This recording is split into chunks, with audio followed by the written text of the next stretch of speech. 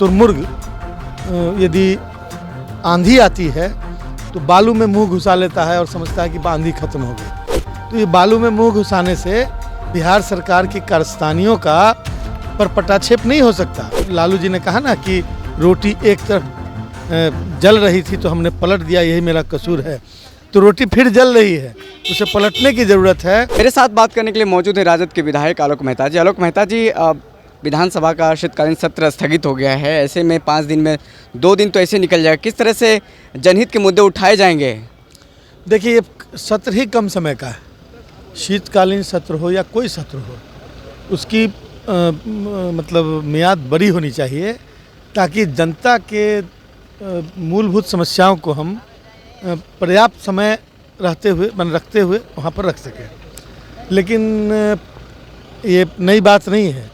बिहार में की सरकार ने, चूँकि उनके डायरेक्शन से सारी चीज़ें हो रही हैं, मैं समझता हूँ कि उसमें सरकार की राय ली जाती है। मैं समझता हूँ कि सत्र की लंबाई में कटौती करने की लगातार कोशिश हो रही है ताकि हम जनता की मूलभूत समस्याओं को सदन पटल पर न रख सकें और जनता के बीच ये बातें नहीं जा सकें। लेकिन मैं समझता हूँ कि शुतुरमुर्ग यदि आंधी आती है तो बालू में मुंह घुसा लेता है और समझता है कि आंधी खत्म हो गई। तो ये बालू में मुंह घुसाने से बिहार सरकार की कारस्तानियों का पर पटाक्षेप नहीं हो सकता।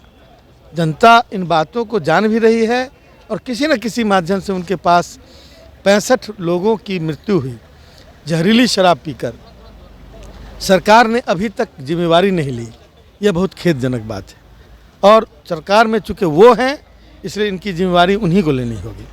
बिहार में इतने बड़े बड़े मुद्दे हैं और ऐसे में 3 दिनों में राजद किन किन मुद्दों को लेकर के सत्ता पक्ष को घेरेगी? क्या क्या मुख्य मुद्दे रहेंगे आपके? मैंने आपको बताया कि हमें मौका मिला तो हम बिहार की जो लॉ एंड ऑर्डर बिहार का जो है, जो उस पर जो बेरोजगारी की स्थिति है, 20 लाख नौकरी का वादा किया गया था, उन विषयों पर और जो वर्तमान हालात हैं, शराबबंदी लागू है और नहीं भी लागू है, जो 65 लोग की मृत्यु हुई जहरीली शराब पीकर, वह मुद्दा, इस तमाम मुद्दे सामने आवेंगे और उसे हम रखना चाहेंगे। आलोक जी, एक और बात बड़ा है कि जिस तरह से पत्रकार लगातार सत्ता पक्ष से सवाल करती है तो और लालू यादव को लेकर के उनके द्वारा कहा जाता है कि सबसे पहले लालू यादव की संपत्ति की जांच की जाए। लालू यादव अगर कुछ भी ट्वीट करते हैं, सत्ता पक्ष से सवाल करते हैं शराबबंदी को लेकर के हो, बेरोजगारी को लेकर के हो, तो लालू यादव पर यह कहा जाता है उनकी संपत्ति की। किस तरह देखते हैं इसको? आपके सवाल में जवाब है।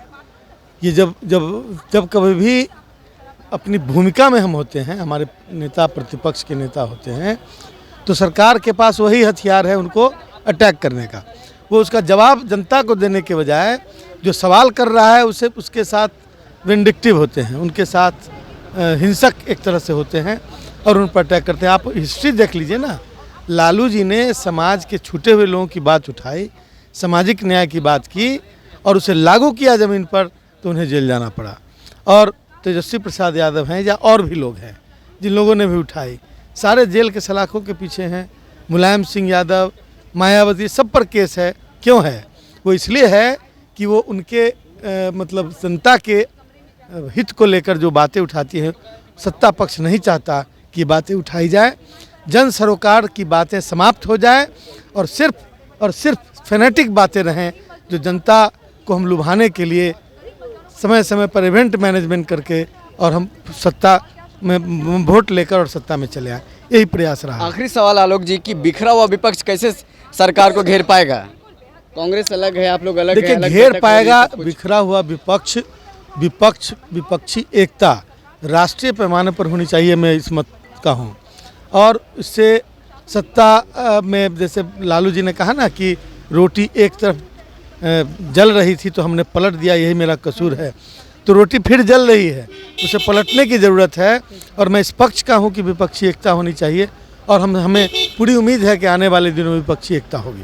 बहुत बहुत धन्यवाद। हमारे साथ बात करने के लिए आलोक मेहता जी थे, जो कि राजद के विधायक हैं। उन्होंने तमाम सवालों का जवाब दिया और कहा कि विपक्षी पार्टियों को एकजुट होना होगा, राष्ट्रीय स्तर पर एक होने की ज़रूरत है। जिस तरह से लगातार शीतकालीन सत्र आपने देखा कि स्थगित किया गया है और उन्होंने कहा कि लगातार सरकार की तरफ से, सत्ता पक्ष की तरफ से शीतकालीन सत्र को या फिर कोई भी सत्र हो उसको छोटा करने का प्रयास किया जा रहा है। इतना छोटे सत्र में किस तरह से जनहित के मुद्दे उठाए जाएंगे ये तो आप ही देख सकते हैं। लेकिन जो अहम मुद्दे हैं, भ्रष्टाचार है, बेरोजगारी है, शराबबंदी है या फिर और भी कई ऐसे मुद्दे हैं जो कि राजद इन सत्र के दौरान, शीतकालीन सत्र के दौरान मुद्दे उठाएगी और सरकार को घेरेगी। तो आने वाले दिनों में ये जो विधानमंडल का शीतकालीन सत्र है बहुत हंगामेदार होने वाला है और कल तक विधानमंडल का शीतकालीन सत्र स्थगित कर दिया गया है। अब परसों से शीतकालीन सत्र की शुरुआत होगी फिर से और उसमें देखना होगा कि विपक्षी पार्टी किस तरह से हंगामा करती है और सत्ता पक्ष इसका